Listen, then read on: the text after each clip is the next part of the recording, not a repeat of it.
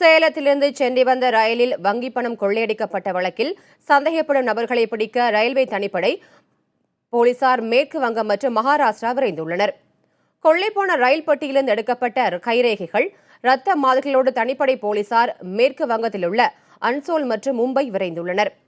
ரயில் கொள்ளை போன்று திட்டமிட்டு நடத்தப்பட்ட பெரிய கொள்ளைகளில் தொடர்புடையவர்களை கைரேகை மற்றும் ரத்த மாதிரிகளுடன் ஒப்பிட்டு பார்க்க போலீசார் திட்டமிட்டுள்ளனர். பிற மாநிலங்களைச் சேர்ந்தவர்கள் ரயில் கொள்ளையில் ஈடுபட்டிருக்கலாம் என்ற கோணத்தில் விசாரணை நடைபெற்று வருகிறது. அதேபோல் கொள்ளை சம்பவம் சென்னையில் நடந்திருக்க வாய்ப்பு குறைவு என்று சொல்லும் ரயில்வே போலீசார் சேலம் விருத்தாச்சலம் இடையில் கொள்ளை நடந்திருக்க வாய்ப்பு என்றும் தெரிவித்துள்ளனர். ஆகஸ்ட் 9ஆம் தேதி சேலத்திலிருந்து சென்னை வந்த ரயில் பெட்டியின் மேற்கூரையில் துளையிட்டு 5.25 கோடி கொள்ளையடிக்கப்பட்டது. கொள்ளை நடந்து 26 நாட்களாகிவிட்ட நிலையில் குறிப்பிடத்தக்க முன்னேற்றம் இல்லை.